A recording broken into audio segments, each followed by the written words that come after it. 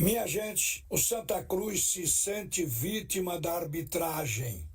O presidente do clube, Bruno Rodrigues, está cogitando até impedir árbitro de fora para os jogos do tricolor.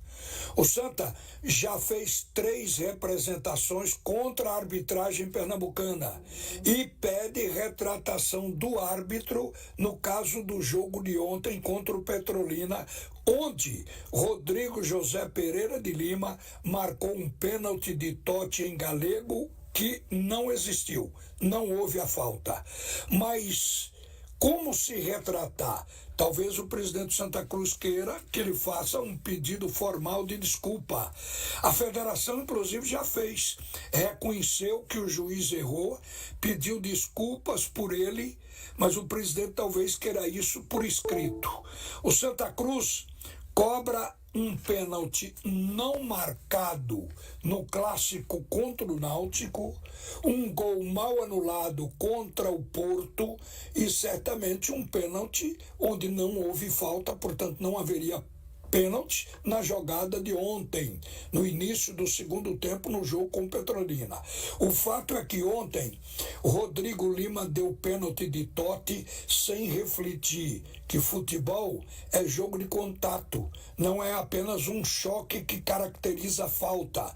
Na jogada não houve calço, não aconteceu pisão proposital, não houve sequer um choque intencional com força excessiva. Foi pura disputa na busca por espaço dos dois jogadores. O fato do árbitro ser FIFA, isto aumenta a cobrança sobre as suas decisões. Mas com relação ao jogo, terminou 2-1, o Santa Cruz ganhou a partida, foi muito disputado o jogo, porém com pouca qualidade. O Santa mandou na partida no início, até os 13 minutos. Fez inclusive um gol com 40 segundos de bola rolando, numa jogada que foi de pagar ingresso. O Thiaguinho recebeu o lançamento pela ponta esquerda, resolveu puxar para o meio e levou com ele o marcador. E deixou o corredor da esquerda aberto, que foi ocupado pelo Matheus Melo. Jogador inteligente, percebeu a jogada. E aí o Thiaguinho puxou para dentro, como quem ia se colocar de frente para a área, mas deu a bola voltando de calcanhar. O Matheus Melo pegou, caminhou em direção ao gol e bateu bem e abriu o score logo cedo, com 40 segundos de partida.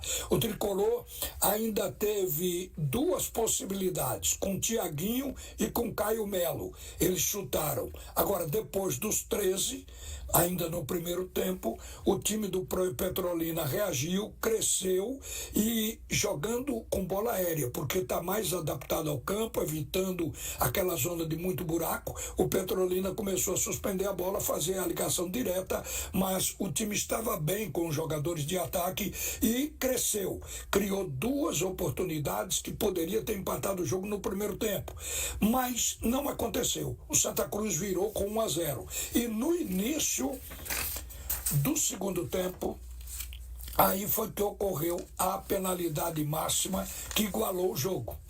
O time do Petrolina fez o 1-1, o Santa Cruz teve que lutar até os 33 minutos, quando conseguiu estabelecer o resultado de vitória, também através de um pênalti, fazendo o segundo gol. O que a gente percebeu é que o time do Santa Cruz, ele tem destaques. Indiscutivelmente, a gente viu que alguns jogadores têm qualidade para mostrar, mas nem todos.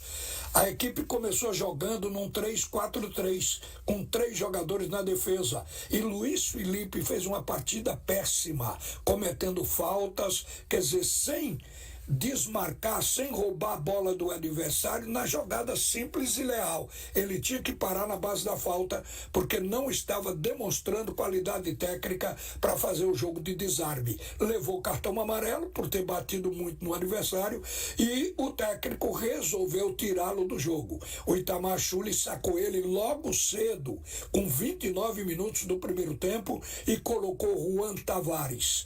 O jogo passou então para o 4-3-3. e o Santa Cruz está mais adaptado nesse esquema. No segundo tempo jogou bem melhor. A entrada de João Pedro ajudou muito o Santa Cruz a equilibrar o jogo e até colocar a bola no chão. O Santa, que tinha jogado só 13 minutos do primeiro tempo, jogou mais no segundo e terminou o jogo, inclusive, melhor do que a equipe do Petrolina. Então, justificou o merecimento pela vitória de 2-1. Agora, eu quero dizer a vocês que no jogo da Arena, o Leão entrou com 8 modificações em relação àquela partida com o Bahia. O técnico Mariano Souza continua rodando o time. Ele começou melhor do que o Central, mas não fez gols no primeiro tempo e saiu para o intervalo recebendo uma vaia da torcida. Eu acho que a torcida ainda estava com o jogo do Bahia na memória, mas no segundo tempo, com as entradas de Alan Ruiz, de Fabinho e de Romarinho, o jogo viria a ter outra cara, principalmente pela atuação de Alan Ruiz, um jogador que ficou fora para se recuperar fisicamente durante 3 partidas e agora voltou com tamanha intensidade. 4 gols num período de 20 minutos e o grande maestro foi o Alan Ruiz. Ele foi o destaque. Claro que se trata do campeonato estadual, mas tem que se levar em conta também como o time reagiu e como jogou. Então, com as entradas desses jogadores no segundo tempo, o time do Sport foi construindo o seu placar. E observe por que o Alan Ruiz impressionou e foi o protagonista da partida. Porque além de fazer um gol, ele possibilitou a bola para os outros 3 gols. Quer dizer, primeiro, o gol de Lucas Ramon foi de cabeça, veio de uma cobrança de escanteio do Alan Ruiz. Depois ele deu o passe para o gol de Gustavo Coutinho. E depois ele cobrou outro escanteio para o gol de Renzo. E em seguida o gol que ele próprio fez e foi um golaço. Convenhamos, acho muito importante que o Alan Ruiz tenha aparecido bem, porque o Sport precisava, no jogo com o Bahia, de um meia. O Pedro Vilhena não deu conta naquela partida. Talvez se o Alan Ruiz tivesse voltado ali, o time do Sport não tivesse jogado tão mal e não tivesse sido envolvido pelo time do Bahia. O Sport também tem o Lucas Lima agora na esteira. É outro jogador de qualidade com possibilidade. O crescimento de um Alan Ruiz e o Lucas Lima, isto pode fazer o time do Sport se equilibrar. A gente sabe que é muito penoso, principalmente para o treinador, ter que dar respostas com um pouco mais de um mês de trabalho. Montar time precisa fazer encaixe de características, precisa ter plano de jogo, precisa que o plano de jogo seja executado e para isso precisa treino, precisa tempo. Um jogador com um campeonato com tantas partidas, uma em cima da outra, não permite fazer este ajuste com a rapidez que o torcedor quer. Mas o futebol não pede compreensão, o futebol pede resultado. Então ontem os resultados foram favoráveis, porque colocou o Santa Cruz no G4, o Sport se manteve na liderança e fez a 5ª partida com vitórias consecutivas, e o Náutico hoje vai jogar com o Porto também para apagar a imagem deixada da partida com o Botafogo da Paraíba pela Copa do Nordeste, onde o Timbu jogou muito mal. O técnico Alan Hall também vai girar o time dele. O que a gente quer é que essas equipes realmente comecem a jogar o bom futebol, que é para encantar a torcida e melhorar a imagem do futebol de Pernambuco.